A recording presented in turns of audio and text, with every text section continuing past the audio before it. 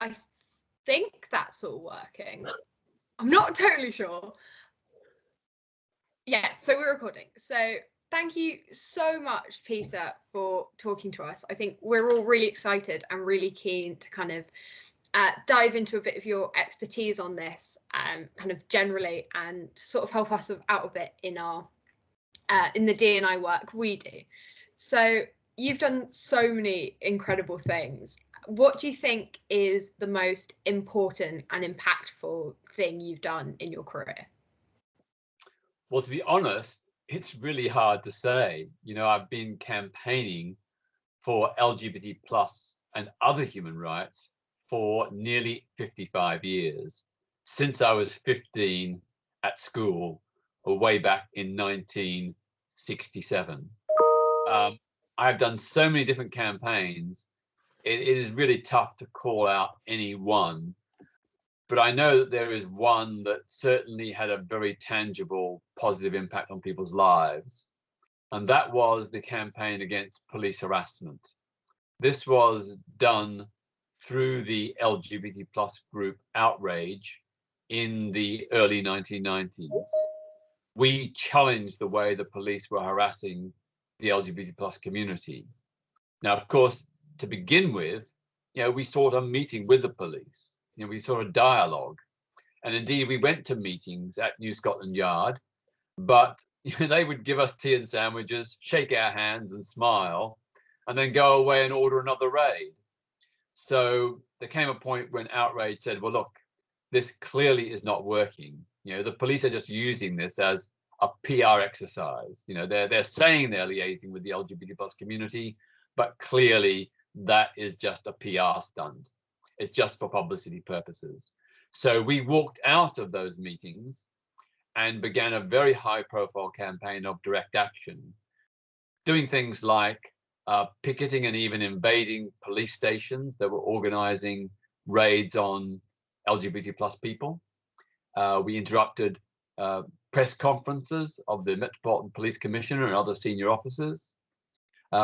We secretly photographed undercover police officers who were doing entrapment operations.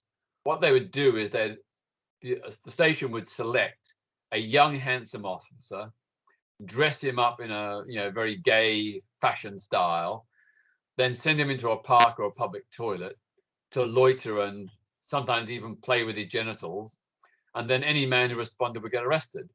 So what we did is we secretly photographed some of these officers. We couldn't get them all, but we photographed some of them, and then put their photographs on posters, warning people that this person was an undercover police officer. And in public toilets, we'd fly post them above urinals or in the cubicles. In parks, we'd staple them to trees. Anyway, the upshot was that we did this, but we also managed to publicize through the media examples of extreme police harassment. So just one example, for example, was the case of two lesbian women. They were arrested when they went to Victoria Station. One of them lived in Brighton. She was going back home to Brighton. So a girlfriend gave her a hug and a kiss at the ticket barrier. They were both arrested on public order charges, taken to court, convicted, and fined £60. So we told these stories, which got lots of media coverage. People who had been victims of this kind of police harassment spoke personally about what they'd been through. This got masses and masses of media coverage. The police really began to look very, very bad. And in fact, they were extremely embarrassed. So what happened was they began calling on us to come back to negotiate. And we said, well, we will, but only if you're serious. You know, we're not here to have tea and sandwiches. We're here for action. So we went back to New Scotland Yard and we did some hard bargaining. But I'm pleased to tell you that within 1 year, the police had agreed to 3/4 of our demands for a non-homophobic policing policy. And within 3 years, the number of gay and bisexual men convicted for consenting same-sex behavior fell by 2/3. That's the biggest, fastest fall ever recorded. So we literally saved thousands of gay and bisexual men from getting a criminal conviction, with all the knock-on consequences in terms of possibly being sacked from their job and so on. So that to me is one campaign I'm really proud to have been involved in. Well, fabulous. I just think you're like endlessly incredible and incredibly courageous and brave. And then was there anyone who you looked up to, or a particular movement that particularly influenced you and your career, or just you and your personal life? Well, of course, when I came out at the age of 17 in 1969, having heard not about the Stonewall uprising, but about subsequent gay rights protests in New York, there was no LGBT plus movement in my hometown of Melbourne, Australia. Not even any helplines or counselling services. Absolutely nothing. So I had no reference point. I just heard about these protests in New York. I didn't know anything about them. So I looked to other historic struggles like the suffragettes, before them the Chartists, and then contemporarily the Black Civil Rights Movement in America. I looked to them as examples of how to do successful protest, and I adapted some of their ideas. So for me, my early inspirations were people like Mohandas Gandhi, who of course influenced Dr. Martin Luther King and the Black Civil Rights Movement, Sylvia Pankhurst of the suffragettes, and to some extent, Malcolm X and the German communist Rosa Luxemburg. Well, fabulous. Is there anything that you particularly like about protesting? Well, for me, protest is a means to an end. It's not an end in itself. Protest is the lifeblood of democracy. Without it, we don't have a democracy. Just because a government gets elected doesn't give it the right to do whatever it wants. And protest is the way in which we hold governments and other rich and powerful people to account.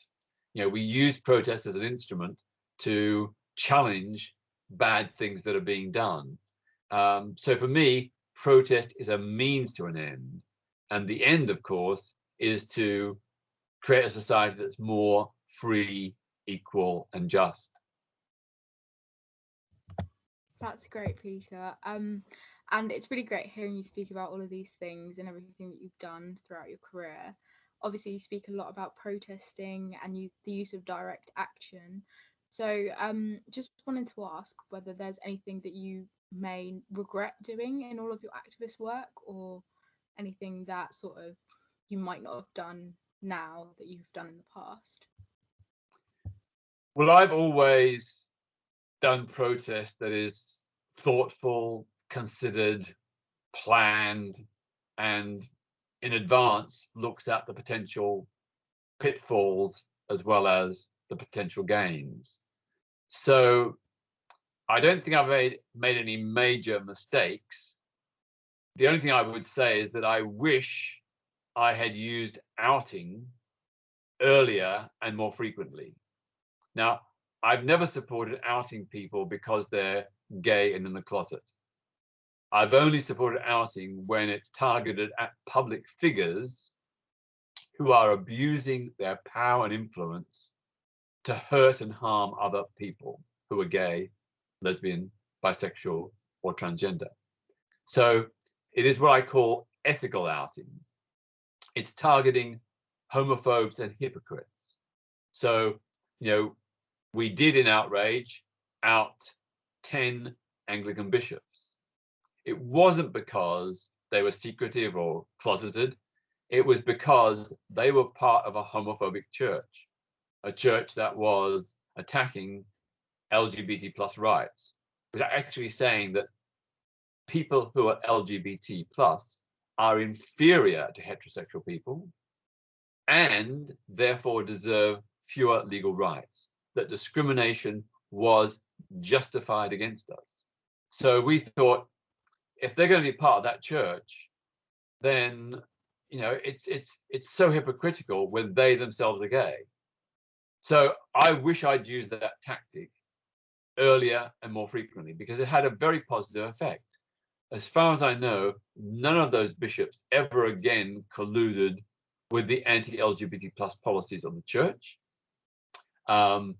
It prompted the then Archbishop of Canterbury, Dr. George Carey, to agree to appoint a senior bishop to liaise with the LGBT plus community for the very first time. It prompted the House of Bishops to make a statement against homophobic discrimination. And it also resulted in some pro-LGBT plus bishops speaking out in support of our community.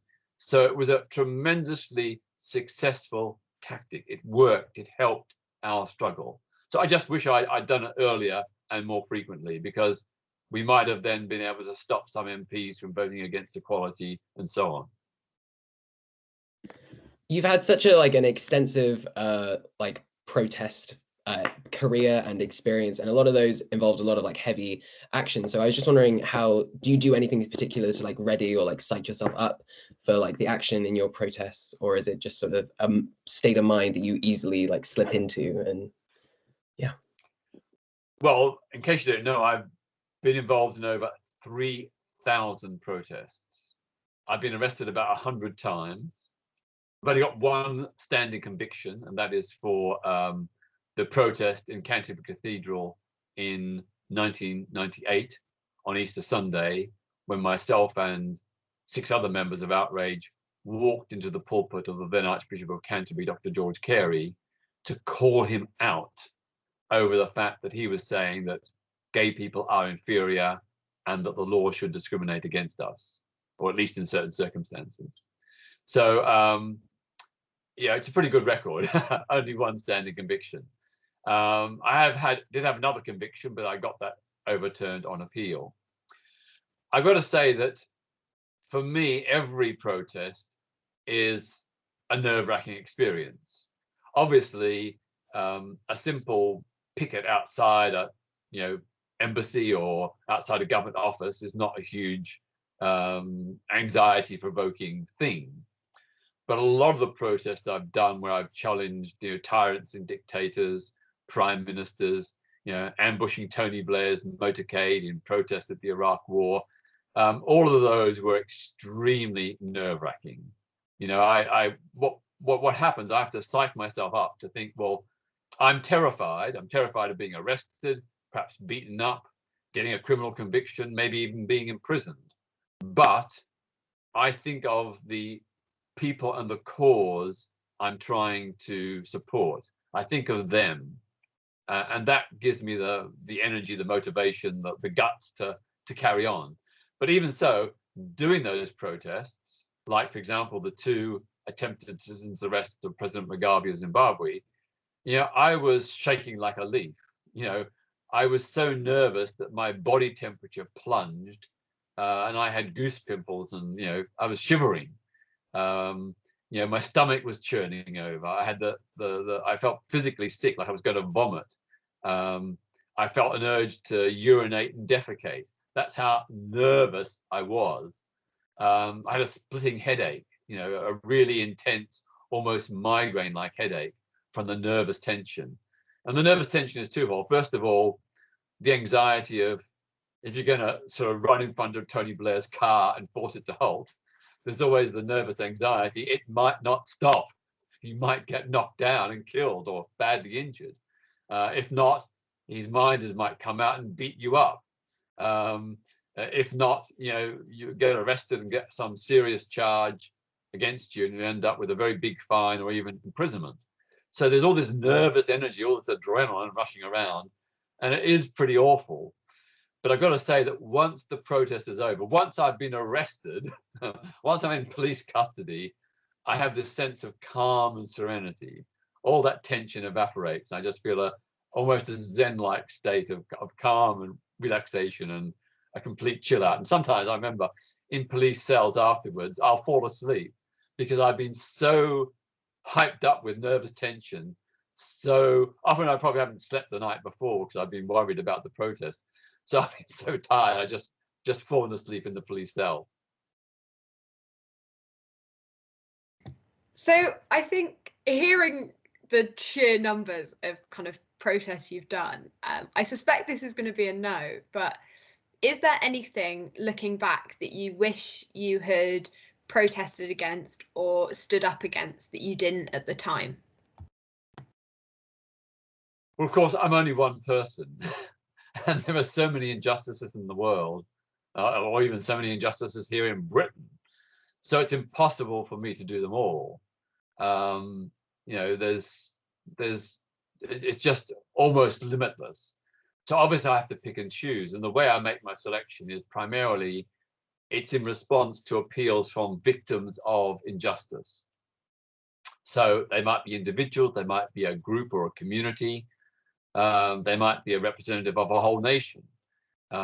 I respond to their requests, and I tend to then make a further distinction to select those that are less well known.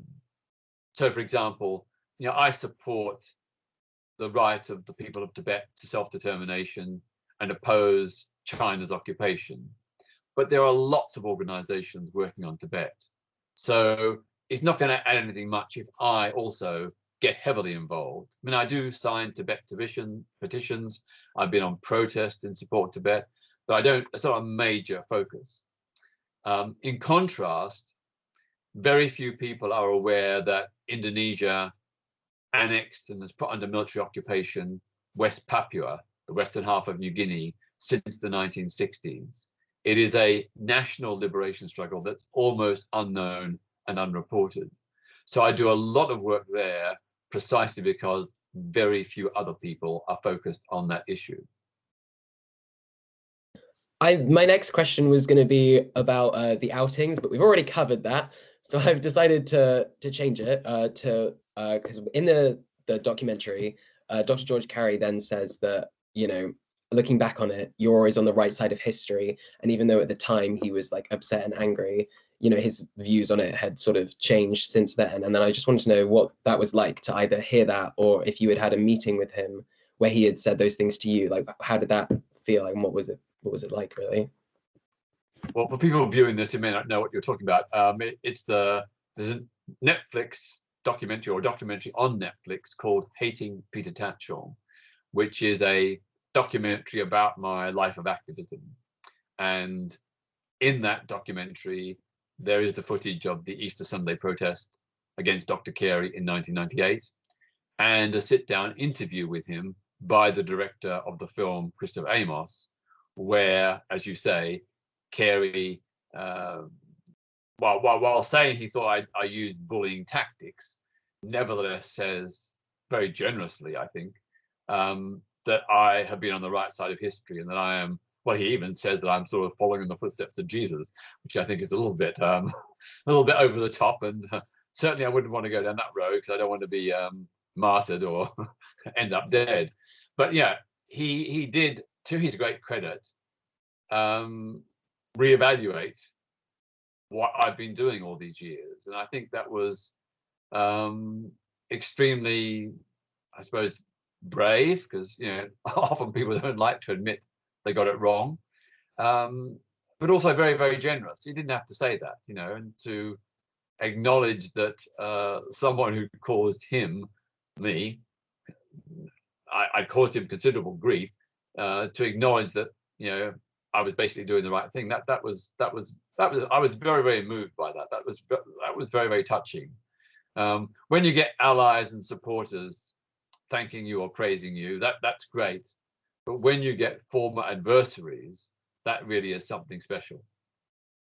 And I think it's entirely consistent with my politics. You know, my response was, thank you, George Carey. You know, he was basically admitting that he was wrong, and that was, you know, that's not easy to do. And my response is to show forgiveness. You know, all of my politics is, you know, I will challenge tyrants, torturers, bigots, homophobes, racists, whatever. But if they change their mind, if they recognize that they were wrong, if they say sorry, or, you know, something like that, I think we should always be willing to hold out the olive branch and forgive them, because every successful movement has been based upon making enemies into friends and allies. And, you know, if just because someone has been, say, against LGBT plus rights, should never make them an enemy forever, if they recognize, like George Carey did, or like Michael Portillo, the former Conservative Defense Secretary, did, if they recognize that you know, what I was standing for was right, then I think we should be willing to forgive, because that's the way you build a movement. You know, you get people on side, you win them over. Thanks, Peter. The next question we would like to ask you, obviously you've just discussed briefly your documentary, and I think we've all watched it and can say that it was very inspirational and amazing. You're an icon.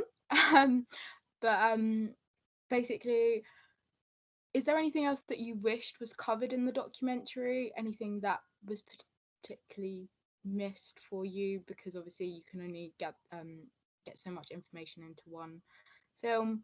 And also, do you think that there has been a positive reaction to that? And has anyone sort of contacted you saying that watching that has inspired them to get involved with activist work? What has the reaction to that been? Well, the reaction to the film has been overwhelmingly positive. And a lot of people have said two basic things. I never knew you'd been campaigning for over 5 decades. And I never knew you campaigned on so many different issues. You know, the feedback runs into the tens of thousands. My email inbox, Twitter, Facebook, Instagram, and so on has just been totally swamped for months. And it's fantastic, because for many years I was, you know, labeled by the tabloid press as public enemy #1, you know, a gay fascist. You know, every insult under the sun was thrown at me, and you know, for many years I lived under great threat, and not only threats of killing me, but actual attempts to kill me. You know, I've had over 50 attacks upon my flat, including bottles and bricks through the windows, 3 arson attempts, even a bullet through my front door. So it was very tough for a long time. So to get that positive feedback is so delightful. It's such a reassurance and a pleasure. You know, dealing with negative stuff all the time, it's very hard to bear. It's tough. So the positive stuff counterbalances it. For me, I was just really the subject of the film. The director was Christopher Amos. He had complete creative independence. It was his film, he made it. I just collaborated a bit here and there to help him put in contact with people who he wanted to interview, found him some photos and old video footage, and so on. But it's his baby. And he just wanted to tell my story. And of course, when he began this idea in 2015, he began doing research, and he was shocked by the scale of hatred and vitriol against me. So that's how the name Hating Peter Tatchell became the title of the film. For me, the motivation was different. I wanted to have a film that would show that social change is possible, and here are some examples of how you can do it. So my motivation was very much about inspiring a new generation to become change makers. And from the feedback that I've had, certainly a lot of people have been inspired, and you know, people have said things like, you know, I read about saw you being interviewed many years ago on TV. You inspired me to do this, that, and the other. And I just think, well, that's just what a privilege, what an honor. I feel so happy that I've helped give someone a direction that they're now doing with great enthusiasm and pleasure. I was just. Oh, do you want to go for it? We're trying to make questions. So, sorry. So, kind of following on from you saying about having seen other people be inspired by your work and what you've done, who or what do you think is going to sort of take that mantle and become the next big thing in that social change in any area, but particularly within the LGBT plus community? But of course, the issues are constantly evolving. So it's great that trans issues are now at the forefront after having been neglected for so many decades. You know, it's fantastic to see trans people getting the platform, the amplification, the voices in the public sphere, so they can speak for themselves and articulate their needs and their agenda for change. There are always going to be new issues. So another new issue is, of course, the plight, the challenge, the demands of gender fluid and non-binary people, which is a bit different from trans, not the same as trans, it's different. But there's a new area where traditional conventions of gender, the differentiation or distinction between male and female, is being challenged and questioned. And I think that's great because, you know, male and female, these are boxes, you know, we're people, not boxes. You know, there are people who will not fit traditional male-female divide. They won't be a man who acts masculine or a woman who acts feminine. They will be a mixture, and they will explore and express that mixture. And that, I think, is a great personal liberation for them and makes for a better, more liberal, inclusive society. You know, I think how terrible it was in decades past that, for example, gay men felt they had to act in a certain way to find social acceptance. They had to act within certain masculine norms to be accepted and respected. And the same with lesbian women. You know, they had to, tailor their behavior, their mannerisms, their dress, and so on, to fit a social prescription in order to secure the respect and dignity they deserved as of right. So those are changes. But there are many issues beyond LGBT that are new and challenging. So, for example, as the Human Genome Project develops, as scientists have the capacity to map out our individual genetic sequences, there is a real risk that insurance companies and others may use this information to determine, for example, whether they insure us for certain diseases, for travel to certain countries. If it can be determined that some people have a genetic predisposition to certain illnesses or diseases, then there may be pressure from insurance companies to make them pay higher premiums. And I think discrimination based on a person's genetic makeup, that is very, very wrong, because it's a fundamental inbuilt thing. You can't choose or change it. It's there. So that needs to be changed. There needs to be future protection in law against discrimination based on genetic inheritance. Another big issue is, of course, artificial intelligence. You know, the extent to which we develop artificial intelligence so that it becomes human-like. So there's little or no distinction between an intelligent, computer or machine and a human. In science fiction, the cyborg was a human-like robot. Looked physically like a human, thought and acted like a human. Now, the question is, once this technology is developed, it's already highly developed, artificial intelligence computer can defeat a chess grandmaster. That's how clever and intelligent AI now is. But when it goes to the next phase, I suppose we have to ask ourselves, do artificial intelligences, do they have rights? If they are so sophisticated, so human-like, do they have rights? Do we have an obligation not to harm or damage them? Do they have responsibilities? Can they be held to account for their actions? These are huge philosophical and indeed scientific questions that humanity is going to face in the coming decades? Well, I've been talking about my family a lot, and literally anyone who has listened to me today, I've been like, I'm interviewing Peter Tatchell. And so I asked my parents if they had, or just my family, if they had any questions for you. And something my dad said was that when like he was growing up and he was hearing about you, he was sort of like, oh, what's this gay guy doing? You know, like he like there's nothing to like worry about. But his views have obviously since changed on that. But his question was, when being faced with constant ignorance and bigotry and hatred, where did you find the courage to stand up for what you believe in, and what motivated you to keep going? Well, of course, I've got to say that, of course, I always admit the possibility that I might be wrong. You know, I am following my conscience and doing what I believe to be right, but I might be wrong. So I always listen to my critics. Some people I know just dismiss their critics, but I listen to them. I take in what my critics say and think seriously and carefully about what they've said, because sometimes they might be right.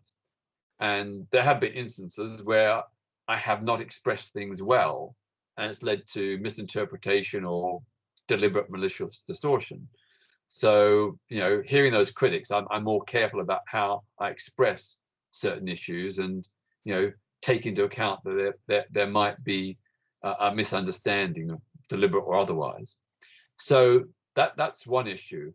But, you know, for me, having an idealism, having a cause and a goal, that has seen me through all the trials and tribulations. And sometimes I've had to argue with, you know, on TV, radio programs, with very ignorant, prejudiced people. But I've just thought to myself, well, actually, there are probably hundreds of thousands of other people out there in Britain who have similar confused, bigoted, whatever views. I have to try and persuade this person on TV, and more importantly, the listening and viewing audience, as to why that view is wrong. So I'm super cool and calm. I very rarely shout or lose my voice, you know, and you know, lose my rag. I'm usually very, very, very measured, because I know that that is, you know, politeness is the way to get through. You know, you even a very angry, bigoted person, if you respond politely, calmly, and, you know, with respect, then most people will see that as a plus. They will see that as a good thing. Whereas if you stoop to the same level, a lot of people will just dismiss you as another hothead. So, you know, keeping a level head and cool, that's really important to successful engagement. And I've got to say that, you know, in the 70s and 80s in particular, when public opinion was often very, very hostile, I could nevertheless see over a period of a few months or even a year how attitudes were changing. Not on every issue, but on particular issues. So going back to the policing issue, you know, I could see that through us exposing police malpractice, the use of agents provocateurs, the pretty police, through you know, arresting same-sex couples for merely kissing, cuddling, or holding hands, I could see how explaining and showing that was helping to turn public opinion. That even people who were not particularly pro-gay thought that that was excessive police power. So when you see those small changes, that gives you the hope and inspiration to keep going, because you think, well, I can do that, well, maybe I can do this, you know, and when I've done that, I'll do something else. How important how important do you think it is for like young queer people, or just young people in general, to learn about queer history? And is there any one topic from like the broad range of this queer history that you think more people should know about? Well, I think it's really important we all know about our history, whatever culture or community we come from. You know, I've been a long champion of, you know, Black history, the importance, significance, and value of young Black kids learning about their own culture and history. You know, the history here in the UK and the history in their home countries, and of course the rather ugly and sad history of colonialism and imperialism and how that affected Black people in other countries. So the same goes for LGBT plus. You know, it's really important for young LGBT plus kids to know that, you know, we have a history. You know, we have a history of both persecution and celebration and survival. So, you know, as much as we, you know, can learn with horror about the burning of LGBT plus people at the stake in the Middle Ages, we can also learn about, you know, Michelangelo and Leonardo da Vinci, that there were extraordinary, you know, immensely important, significant LGBT plus people in history who were great creatives. Isaac Newton, you know, one of the greatest scientists of all time, alongside Isaac Newton, alongside Albert Einstein and Alan Turing, another gay man whose sexuality was often hidden and suppressed in history. But, you know, to know that a gay man or bisexual man, Isaac Newton, you know, played such an instrumental role in developing our understanding of science and nature, that's a huge emotional and psychological boost to young LGBT plus kids who perhaps feel doubtful, insecure, uncomfortable with their sexuality.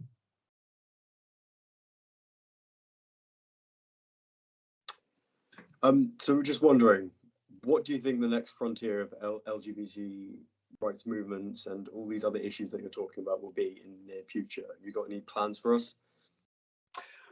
Well, I think for LGBT plus rights, of course, the main frontier now is global, the international struggle for LGBT plus rights. There are still almost 70 countries that criminalize same-sex relations, almost 70, and more than half of these, I think it's 43, criminalize both male and female homosexuality. On top of that, there are 11 countries or jurisdictions where LGBT plus people can be put to death by execution. These are Muslim majority countries which have the death penalty for same-sex acts. And then there are about 40 countries that either explicitly or by the interpretation of law criminalize transgender people. So you can see we've got a huge battle to fight globally. You know, we have made great progress. In the last half a century, more than 40 countries have decriminalized same-sex relations. Most recently, countries like India, Trinidad and Tobago, Botswana, Bhutan, Angola, and the Seychelles. So we are making progress. The tide of history is in our favor. But we have all these other countries where the battle is far from won, where there are still great obstacles to overcome. But nevertheless, I am hopeful because the internet, the web, social media has been a way to break through state censorship in many countries. So I will get email messages from LGBT people in small towns in Moldova, Pakistan, Indonesia, Burundi, who will have Googled and my name came up and I'm someone they can speak to and unburden themselves about being LGBT or T. So the further expansion and, you know, universal access to the World Wide Web is a very important part of the struggle for LGBT plus rights and indeed for all human rights. So thank you, Peter, so much for talking to us today. You've been absolutely incredible, and we're so looking forward to talking to you a bit more and seeing you talk in our school in person on Thursday. So just thank you so much from all of us. We really appreciate it, and it's been absolutely incredible. Well, that's my pleasure. Absolutely. I'm glad that you're so engaged. It's really inspiring to see you so engaged. Can I just say that people are watching this, if you want to find out more, please go to my foundation's website, which is petertatchellfoundation.org. There you'll see a resume of the campaigns and news releases and whatever that we are doing, you get a good flavor of the kind of work that I and my colleagues do. In the top right-hand corner, there's a little button which says join us. If you give us your email address, we will then send you a weekly bulletin on a range of LGBT+ and other human rights stories. Most of them are very serious, but we always put in a funny, humorous one. So I think you'll really enjoy it. It's totally free. There's no charge. So do sign up to get the bulletin, the weekly bulletin that comes out every Thursday. We'd love to have you as part of our human rights community. I'll just finish with my motto, which is very simple. Don't accept the world as it is. Dream of what the world could be, and then help make it happen.